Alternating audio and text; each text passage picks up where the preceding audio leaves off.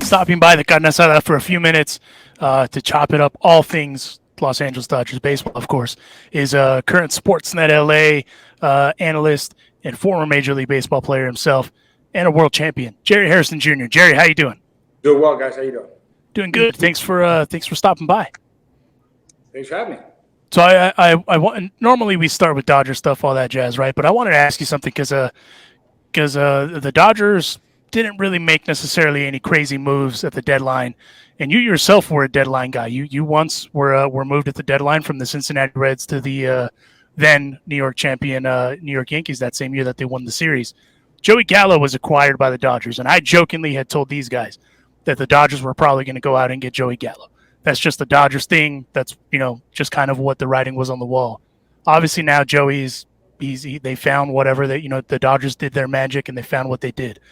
But outside of all that, you move halfway through a season, right? You got to move your family. You got to find a place to live, all that stuff. For those people that don't really understand that component, how hard is it to potentially adjust when you're going to your new destination once you're moved at the deadline like that? Well, it's not easy. It's not easy. It's I think easier for veteran guys that have been through it. And as you start to play in the big leagues, you realize that it's a business. I think if it's a younger guy and moving teams and that's all you've known, one team, and then you move at the deadline, it could be a little bit of a shock. But at that point in my career, I started to kind of move. I got traded for Sammy Sosa in the offseason, going from Baltimore to Chicago.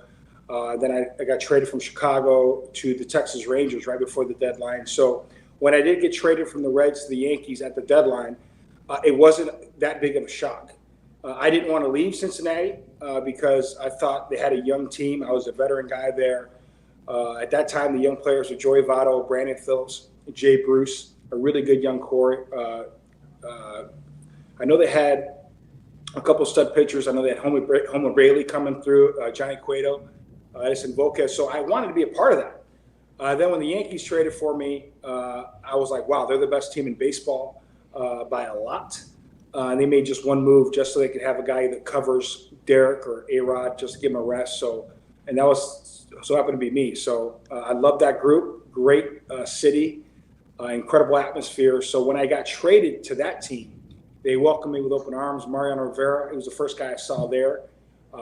First thing he said to me was, welcome home. So I felt right at home there. And I love the fact that I got traded because I knew I had a chance to win the World Series, and we were able to do so. Well, thanks for hitting all the points I was about to hit as well with Mr. Gallo, because obviously the change is working so far in his favor. And you guys, obviously not the parallels are kind of there, right? He went from Texas to New York. That time didn't work out as a plan, and we all know kind of how that went, and we discussed it. But Joey Gallo is also making an impact here. But also that was the other question I had, because you walked into a clubhouse full of superstars too. You had A-Rod on that team, you had DJ on that team, you had Mo, Andy Pettit, you had all, you had superstars. And now you look forward to this team, and the world of Twitter would tell you that this team is struggling, right? We all know Eric Karros himself said it best. You look at the Dodgers, and you can almost just about guarantee they're going to make the postseason, right?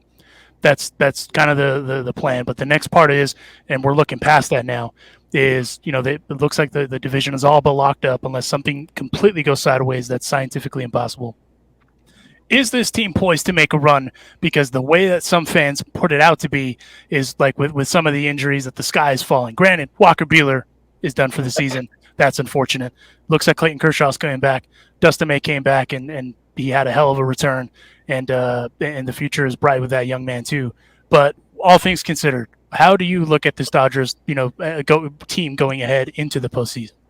Well, I think anything can happen in this postseason, the way it's set up, the format. Usually when a team, if it's talented, if they catch fire at the right time, they could have an incredible postseason run and obviously win the World Series. The way the Dodgers are structured, they are a postseason type of team. You look at their starting rotation. Tony Gonsolin is pitching like an ace. He has been outstanding. He has a serious chance to win the Cy Young. You got Tyler Anderson's also having an incredible year. He's a guy that's really found his niche here with the Dodgers. and he's 32 years young. I say that because he's starting to enter his prime. Sometimes guys' primes are from 26 to 33, 35, but for him, the way he found that new pitch, meaning that cutter slash fastball up and into the right-handers, it's really helped his changeup. So that's why he's having an incredible season. And then you have Andrew Heaney, another guy that's found his pitch. That slider has been devastating. So you add those three guys to Clayton Shaw, who has postseason experience, who's a stud when healthy. And I saw him pitch, was it 2 days ago? He looks extremely healthy. I think he's going to be healthy for the postseason. Julio Urias, who's the ace of this staff. Make no mistake, Julio is the ace of this staff. And the kid, this Dustin May guy that we just saw, who's throwing about 100, 101 miles an hour, who's going to be added to this mix. You add those guys to this lineup that we have and their stud bullpen. We're going to get Blake Trinan back. So I think they're the team to beat, not just in the National League, but in Major League Baseball. Sure, the Mets are talented. Anytime you have Jacob deGrom and Max Scherzer, you're a team to be dealt with. But all in all, the Dodgers are built for the postseason. That's why they didn't have to make crazy moves at the deadline. They really didn't have to. You make a Joey Gallo move that can help your bench, that can help a guy can fill in as a designated hitter. He can play the outfield as well, has a great arm. So that's only the move you really needed to make, because this lineup is formidable and is deadly when they're firing all cylinders. Yeah, well, and perfect lead-in for one Alicia Del Valle, because he said the buzzword, Julio Diaz, who should be the ace, should be called the ace, and is the ace in our opinion. But go ahead, Alicia. Yes, he is. I'm so grateful that Jerry, whenever anyone in the media recognizes Urias, I do get excited, because I felt like many of us, that Urias doesn't get his props. He doesn't get what he has earned, and he's so humble and quiet about it, right? He's not a flashy guy. But I do want to touch on Joey Gallo first, because my colleague Alonso started with Joey. So I don't know, here at the Bleed Lows podcast, we are all things Dodgers, LA culture. When Joey Gallo came over, I swear we were praying, like, just get his head straight. The Dodgers do their magic.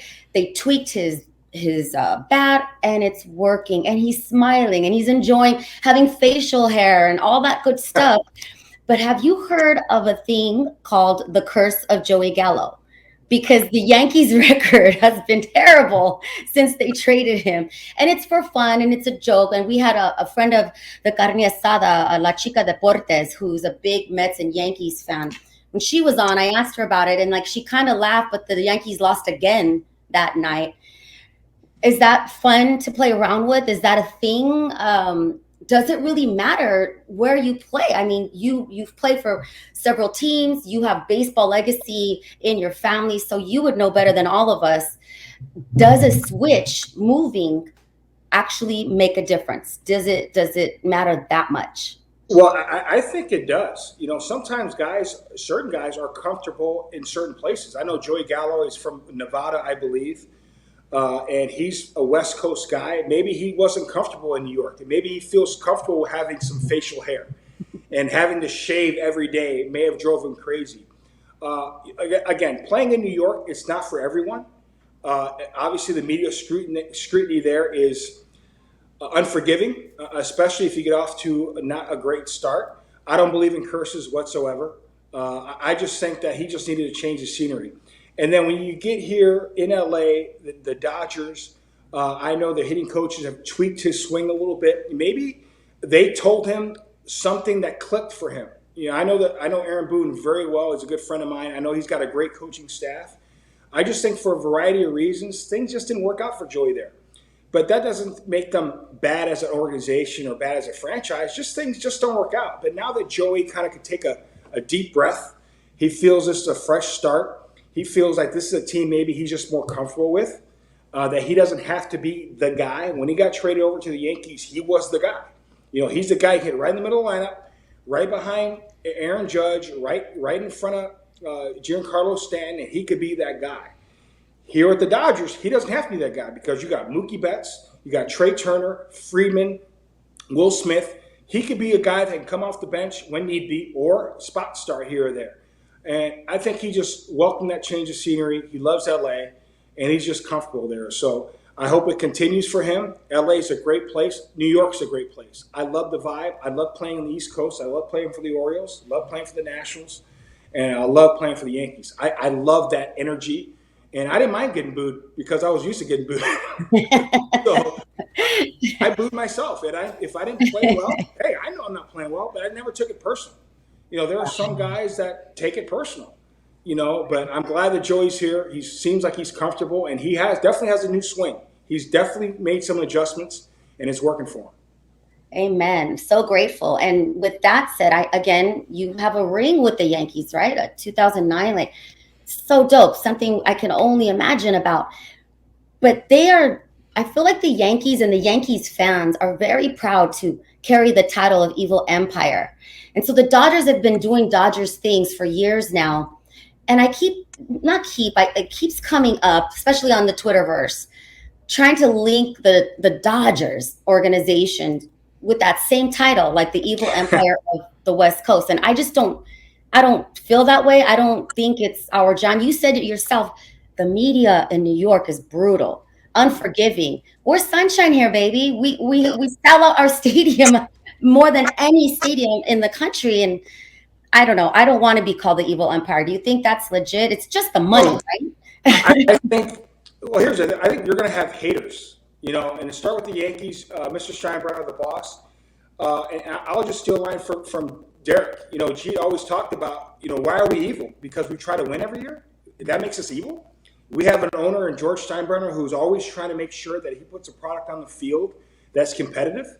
Why is that evil? There's a lot of teams that are making a lot of money and they're pocketing their money. Mr. Steinbrenner would take the money and he would put it on the field. So I don't think that's evil. If you're a fan of the Yankees, the Mets, the Dodgers, the Red Sox, the Cubs, whoever, you want ownership to put money on the field. So I don't think that makes them evil. I just think everybody hates the Yankees, and it starts from Babe Ruth to Lou Gehrig to DiMaggio, Mantle, on down the line, Mariano Rivera, Jeter, Hairston, Posada. I love teams that pour money into their organizations and their franchise. And the Dodgers, it's amazing. Everybody talks about the Dodgers spend so much money. The Dodgers really haven't spent a whole lot of money. They've done an incredible job drafting guys, signing guys. They drafted Clayton Kershaw. They signed Julio Urias. They drafted Corey Seager. I know Seager's no longer here, but he's a superstar talent. Walker Buehler they drafted Will Smith. They've done an incredible job drafting guys. They spent money in scouting, so they can draft guys, to sign guys as well. And they've done an incredible job using those prospects in trades. They traded away a lot of prospects to get Mookie Betts and David Price. So, again, the Dodgers do an incredible job developing talent. And there's a lot of organizations that don't spend money in scouting department and don't spend money developing guys, and they get what they pay for. So don't fault the Dodgers for doing the right thing. That's right. Tell him, Jerry. Before I send it over to Juan, for someone who's not been to Dodger Stadium, I take it very personally that being a diehard Dodger fan, a loyal fan as we all are, the experience of Dodger Stadium, I just feel there's just not any others like going to Dodger Stadium, like being at a game there, sunset over the park. Now you've got the mariachis. We kind of try to always ask our guests about, do you like the mariachis? Do you like the wave? And do you have a problem with booing your own team, which is starting to it happens here and there, and I don't like it. I'm especially Muncie. Oh, I get so mad. But it's not our jam. It's not a Dodgers thing. It's not a legacy, and it's starting to happen. Do any of those things bother you? Because again, you've played, you're a broadcaster, you would know better than all of us the experience of Dodger Stadium versus other ballparks. I got a chance, first of all, playing at Dodger Stadium is an incredible experience. I love playing at Dodger Stadium as a visiting player. I don't know if you guys remember, I'm sure you remember, when Manny Ramirez came off the bench years ago and hit a grand slam on his bobblehead night. Remember, Dodger Stadium was packed and it was rocking, it was loud. Well, I was playing shortstop for the Reds that night. And Manny Manny Ramirez hit that ball, and I said, no way he just came off the bench, hit a grand slam. And he winked at me coming around second base. But I just remember being there that night and that atmosphere, and I remember watching Manny rounding third. I'm going home. I was like, you know what? I would love to play here someday. I would love to play here someday. It's an incredible environment, great atmosphere. Do some fans boo their home players? Yes, but I mean, I don't like it. You know, being a Dodger fan, I don't think you should boo your home team.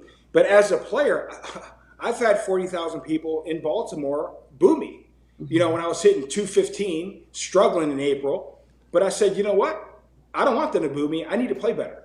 I never took it personal. You know, so, you know, I know fans pay their hard-earned money, and they decide to pay sometimes now 150 to 200 to 300 bucks with their family.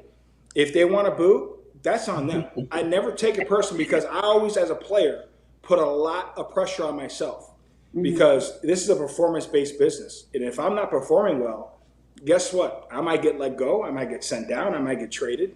That's just the nature of the beast. So I always said, you know what? If you want the fans to cheer, do something great. Right. Play well. You know, so I've always thought that. And the wave, I mean, I don't really care. Some people have very strong opinions about the wave, and I'm just like, I'd rather you do the wave than boo our own players. That's where I come from. It's joy. It's joy. People really get into it at Dodger Stadium. Right, one? That's right.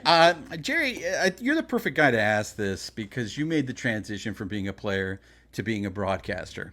And part of your job as a broadcaster is analysis. And sometimes with analysis, you have to be critical of people. Once the Joey Gallo trade happened, and you had heard the story about how he wouldn't leave his apartment in New York because he was afraid of what New Yorkers would say to him.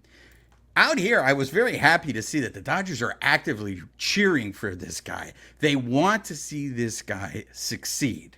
And we mentioned how some people are just not built for New York because the media is really tough in New York.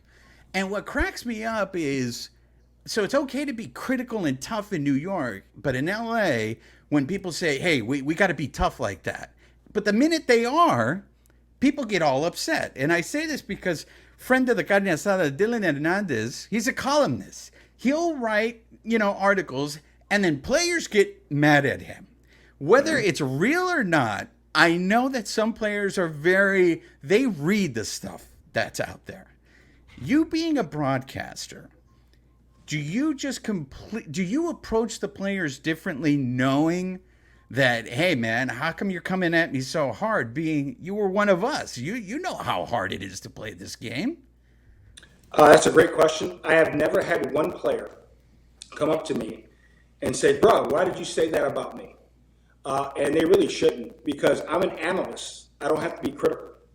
As an analyst, I can give suggestions. I can tell the fans maybe why that person is struggling. I can tell the fans and remind the fans how hard this game is.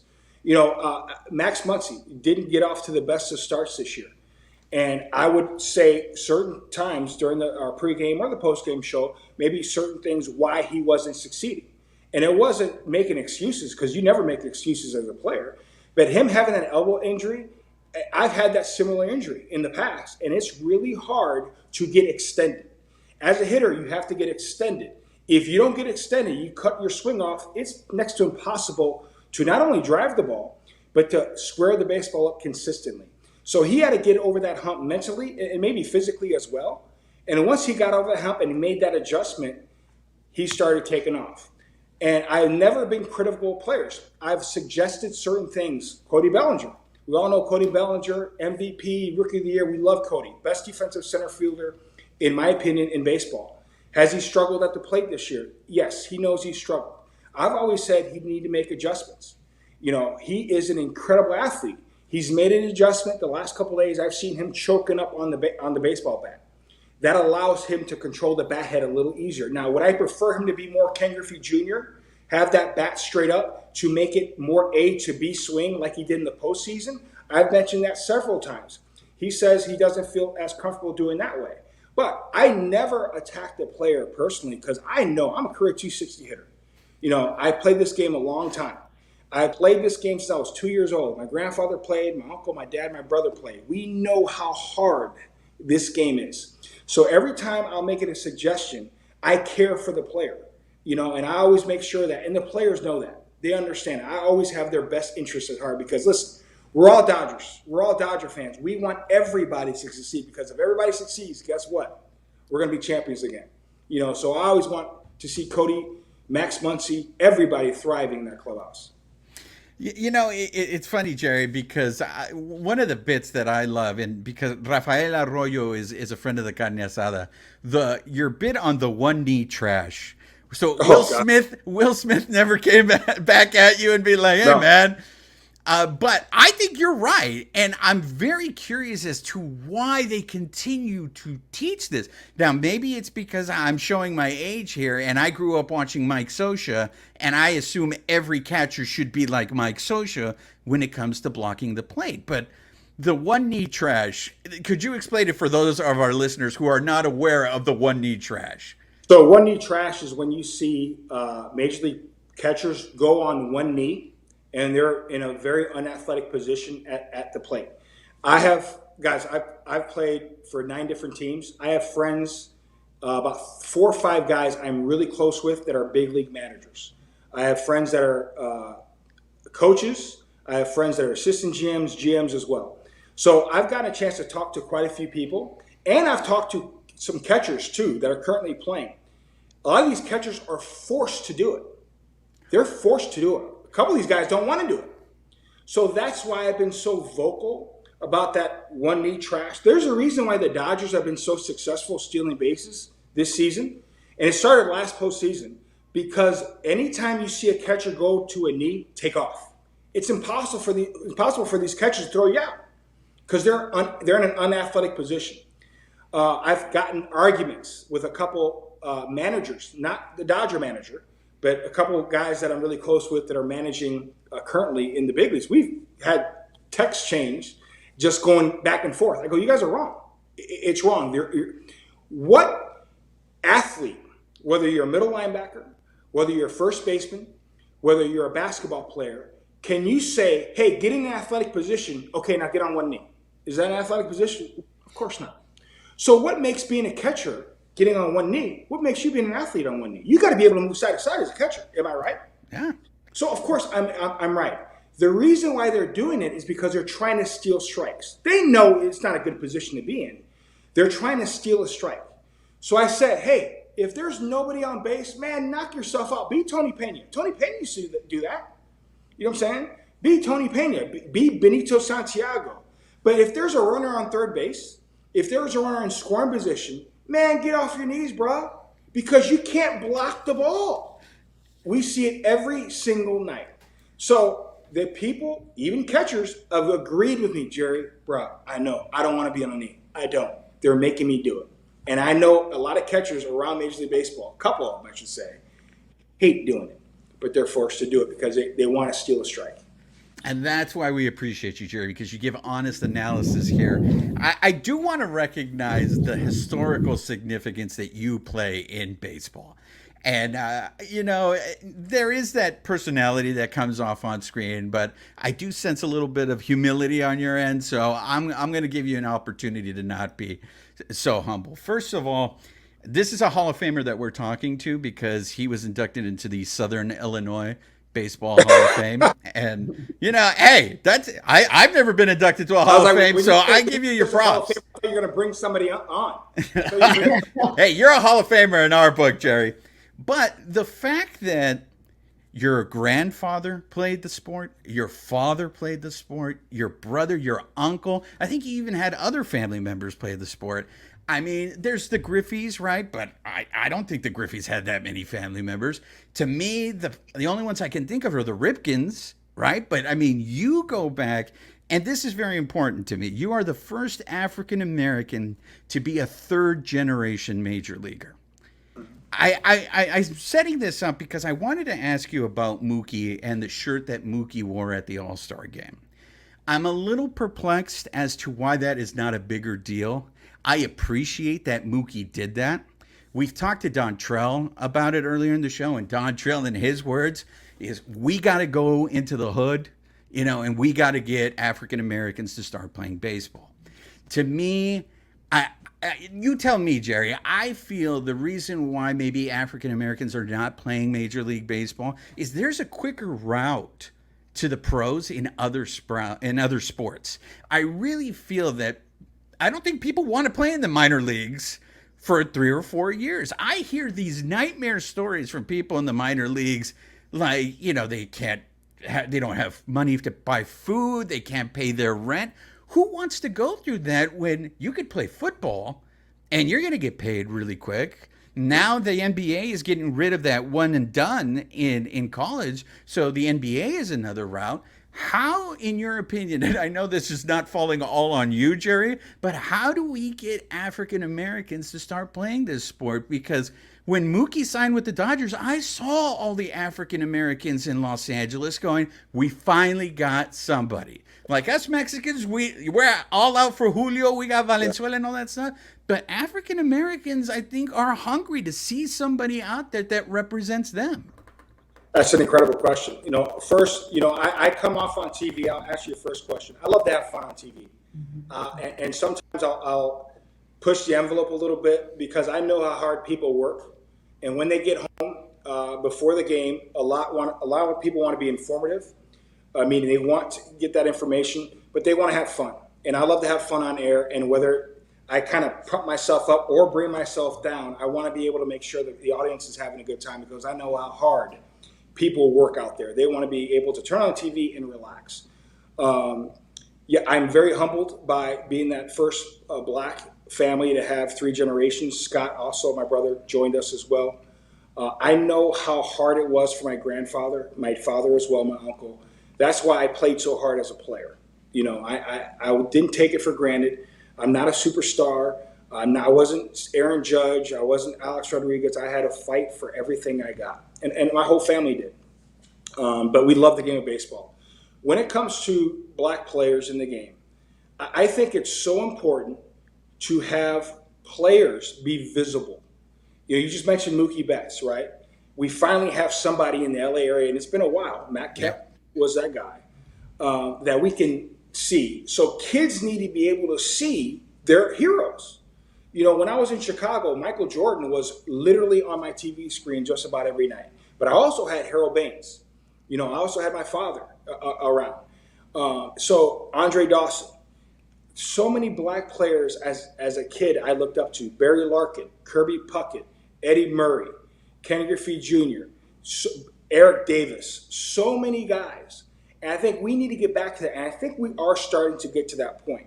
Hunter Green is a great up-and-coming superstar. He's with the Reds. I was just at the Hank Aaron Invitational with my son. My son, he's a 2024 kid. He may go to college. But we saw about 125, scratchy throat. At 125 kids that are going to be juniors and seniors this year that are going to take that mantle. And I'm like, so many talented guys. And I said, Jerry, we have about 130, 140 kids that are freshmen and sophomores are going to be better than our juniors and seniors. If you take the 5 kids that were drafted this year, the first 5 picks, 4 of them were African American. 4 of them.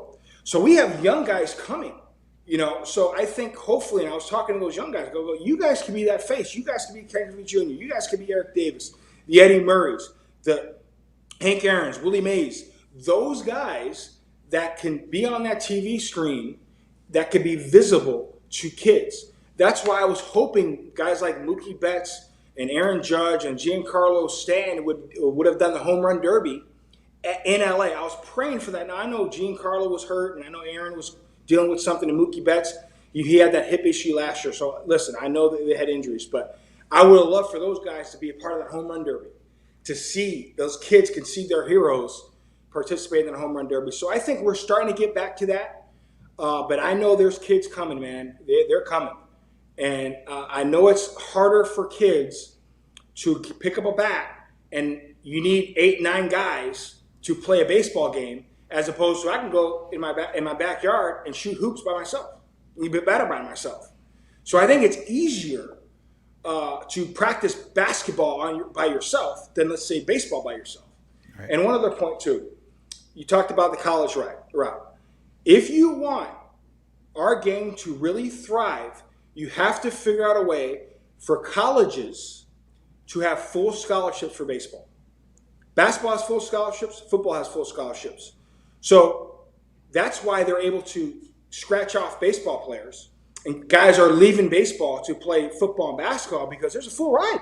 If I play basketball, I can get a full ride in basketball. I can get a full ride in football.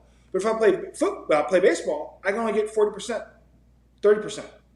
So that has to change. Now, how are they going to do that? NIL money? Or does Major League Baseball set up a college fund to help, colleges, I don't know how they're going to do it, be able to have Division I scholarships? Every school that's Division I has full ride. If they do that, I'm telling you, more black kids will play the game. More minorities, not just black, more African Americans, Mexican kids throughout this country will have a greater opportunity to play this game. You know what? I really appreciate you saying that, because I really don't think people really understand how important it is to see someone on the screen that looks like you. And what that does to you. I mean, I am a Dodger fan because of Fernando Valenzuela.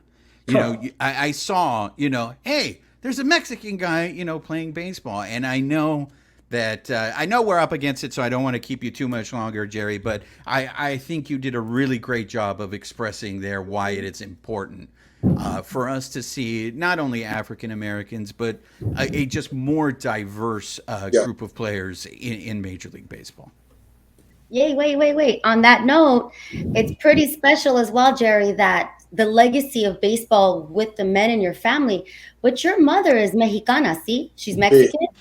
Yes. People need to know that as well, like representation times 2. Hey, Jerry knows that. I mean, Jerry played for mom, Mexico in the WBC, so it's like he represented.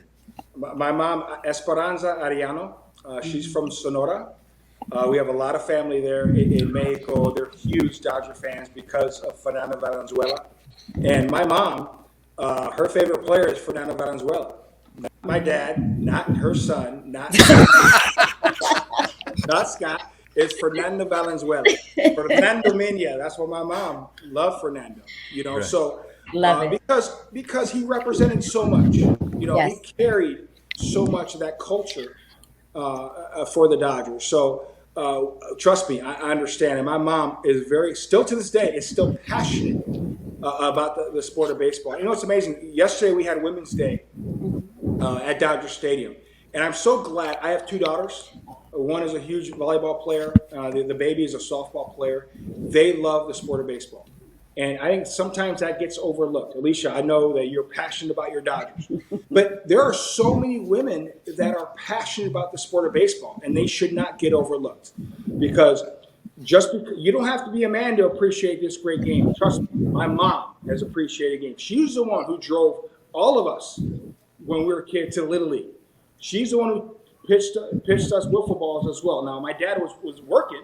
And my dad, when he had his time, he obviously helped us a lot. But when he was gone playing, my mom was right there, taking us, pitching to us, making sure that we had our practice time. And she's an incredible woman. And yes, she's very passionate about the sport of baseball, like a lot of women are. Jerry, before we let you go, I'm sorry, I know we're past it, but you just brought up your mom and Valenzuela, so we want to get your opinion on this. Yes. The fact that Valenzuela's jersey is not retired. Look, we just lost Mike Brito this year. It would have meant a lot for Brito to see Valenzuela's jersey retired. And anybody who listens to the show, I know we sound like a broken record, but it's a big deal for Harin. Harin has said this. Harin was on the show. He told us he's had conversations with the Dodgers about this. Yeah. He wants to see that. Wouldn't your mother love to see Valenzuela's jersey? I think it's embarrassing, honestly, with the number of Latino fans in that stadium. They don't give the number out, Jerry. Yeah, I think that's the biggest key right there. They never give that number out. And even if they did, no player would want to wear that number. If they would, let's say, offered me 34, are you crazy? That's Fernando Valenzuela's number. There's no way I would wear that number. So just that fact alone, the reason why it's so heavy, meaning for the player not to wear that, there's a reason for that. There's a reason for that. Because he not only mattered, he was the icon wearing that number. So I understand there are some organizations, Dodgers aren't the only organization, that feel that you have to be a Hall of Famer to retire that number. I think there are exceptions. And I hope the Dodgers make that exception. Obviously, that it's above my pay grade. I'll make those decisions. The Dodgers are an incredible organization, but if they would retire that number, I think a lot of fans would welcome it. Fernando meant so much, not just to the Dodgers, but the sport of baseball in Mexico, and for all the Mexican Americans, not just in LA, but around this country. Fernando Mania stretched out to Chicago when I was a kid. I knew about Fernando Mania, to the East Coast. So hopefully someday they'll be able to do that. No, 100%. And last one, and then we'll set you loose. We already talked about tacos with you on the blue carpet. What I was curious of is, what's your hot sauce choice? Oh my God!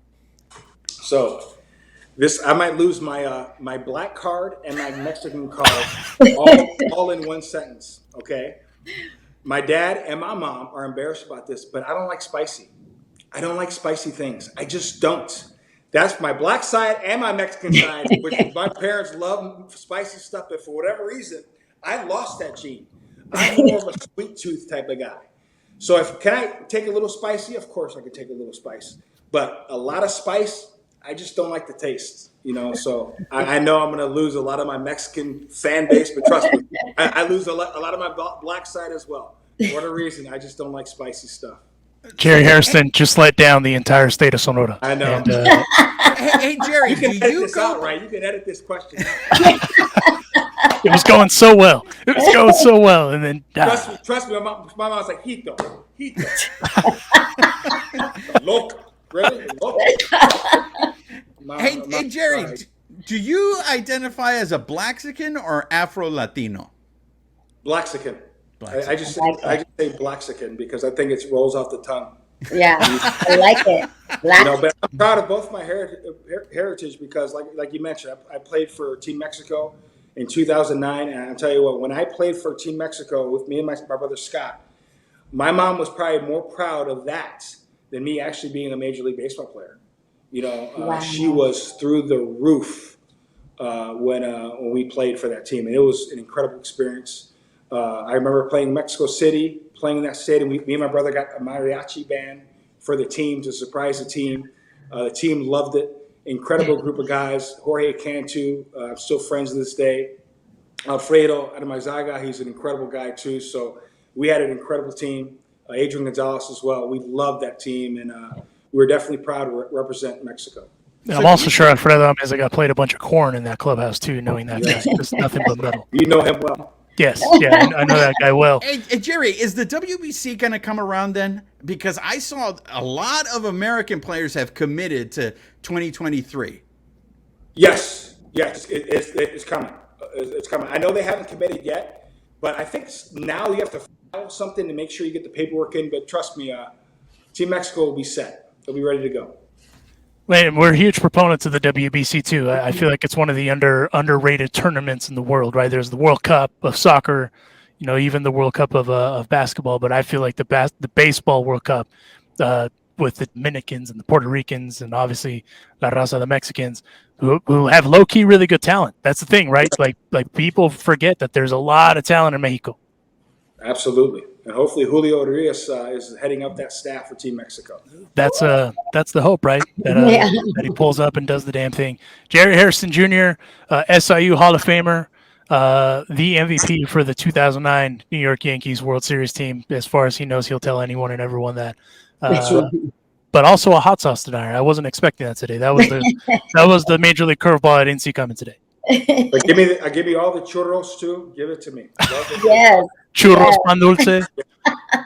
Wait, do you tamarindo? Do you do tamarindo candy? Oh, absolutely. I do the tamarindo. Oh, absolutely. Redemption, the redemption tour right there.